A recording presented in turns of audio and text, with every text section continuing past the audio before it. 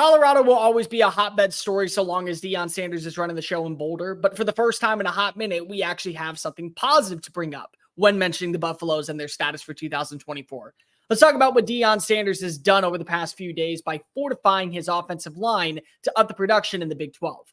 If you are new here, welcome on into the channel. My name is Cole Thompson. I'm a radio show host based in Houston, and I talk college football daily. So if this is the type of content you enjoy, plus bowl eligibility status, coaching searches, and a bunch of other nonsense that goes on 247, make sure you hit that subscribe button down below. Leave a comment telling me your thoughts on the future of Colorado now as future members of the Big 12. Continue to tell your friends, your family, your sister, your brother, your workout buddies, really anybody who enjoys college football, including the drunk guy passed out in a Publix parking lot. Because we're on the race to 1,000, then 5,000, then 10,000, then 100,000. Ladies and gentlemen, we're going to get there. So why don't you go ahead and jump on in while the water's fine right now. And remember, let's continue to talk college football. By the way, if you like this type of content, give me a follow on social media at Mr. Cole Thompson. It is the exact same as my YouTube handle. We talk college football over there. That way the conversation never stops.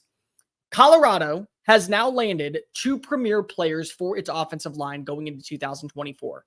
On Wednesday this past week, it was announced that 5-star offensive lineman Jordan Seaton would be headed to Boulder, and he had options everywhere, and NIL was not going to be a problem. This was a kid who had every inclination to go to Alabama, go to Tennessee, go to Ohio State.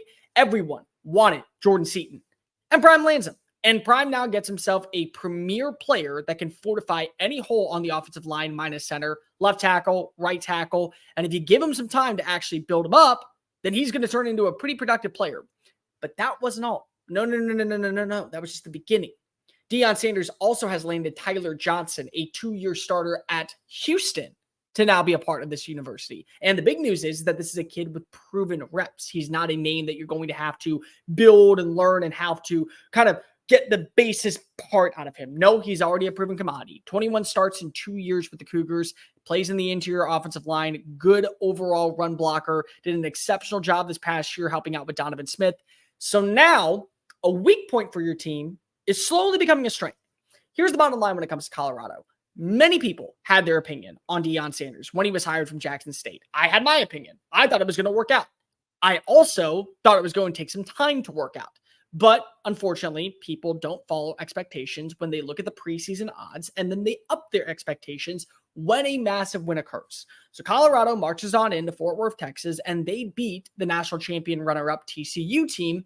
And everyone starts to say, well, Colorado is now here to stay. Colorado is now here to stay. No, that's not right at all. And if you go back and you watch any of my videos, I have even said on multiple occasions, Colorado is a team that is putting down the foundation this season. They want to be able to throw the football. They want to be able to show that they have a right quarterback. They want to show that they can make plays offensively to build on for 2024 when they join the Big 12 in a much more stable conference, and also in a conference that features a little bit better defensive play, in my personal opinion. But then Colorado started to win more games. So everyone then said, well, Deion Sanders will be a failure if he doesn't get to 6 wins. And then many people said afterwards, well, Deion Sanders will be a failure if he doesn't get to 8 wins. Well, Deion Sanders will be a failure in Boulder if he doesn't take his team to a bowl game in year 1. Does anybody know what the preseason expectations were for Colorado this year? I'll save you the time. It was 4 wins. How many wins did they get? 4.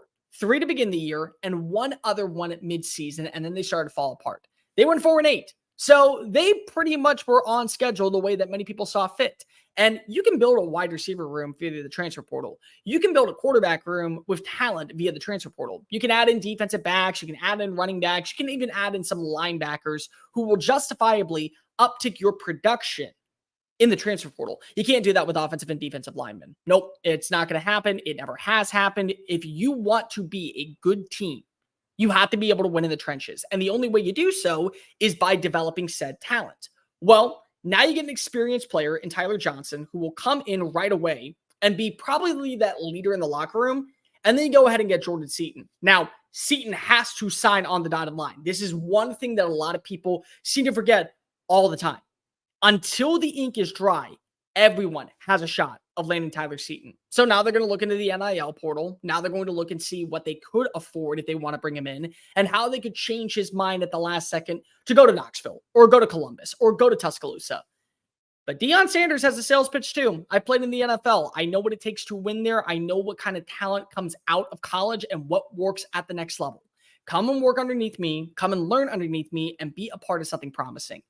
That's why Deion Sanders is going to work. Anybody out there who right now is already writing the obituary on the Buffalo season in 2024 is asinine. They absolutely are. Because of the same people that probably are writing said stories are also the ones that also wrote the story of, oh, Deion is the king of college football in week 1. No, it's asinine. It's stupid. You ever see the movie Glass Onion where you hear Benoit Blanc go out and say, no, it's just plain dumb? That's Colorado hot takes right now. It's just plain dumb. You wouldn't have this type of expectation for almost any coach out there unless it was a hot name that beats against his own brand. That's Deion Sanders. He beats to his own drum. He's off pace. He literally is just the kid from Drumline because if he doesn't want to follow orders, and it works. From time to time, you will land premier talent that gravitates towards that type of persona. That's exactly what happened when you landed a Tyler Johnson. That's exactly what happened when you landed a Jordan Seaton. And more kids are going to continue to fall in line. You don't think people are still looking at Boulder, Colorado and seeing what production could be there now in the Big 12 and go, play for Deion Sanders, be on national television all the time, have my name mentioned almost every single weekend in college football circuits, especially around scouts. Yeah, and maybe I can win 6 games, get to a bowl game, boost up my draft status. There's going to be a ton of kids still choosing Colorado. This is the start for Deion Sanders. I can't believe we have to have this conversation. But so many people out there love to have hot takes. So if you want to go ahead and phone them into me, by all means, I would love to read them. I would love to see exactly what people are saying about the future of Colorado. Because right now it looks bright in Boulder. In fact, it looks very potent in Boulder. If you get a protection and an offensive line for a guy like Shedeur Sanders, who was able to throw for over 3,500 yards, was able to be one of the more prolific passers in college football, you got something in the works. I think Colorado is going to be fine next year. They need to continue to add in more offensive depth, primarily on the offensive line. Get some defensive players in there, but there is a lot to like about the future of what Deion Sanders is bringing. It was always going to be a struggle in year 1. Year 2, new Big 12 team, new persona, now a good foundation.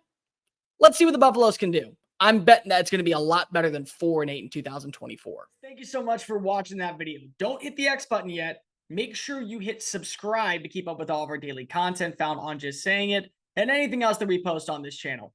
Bye.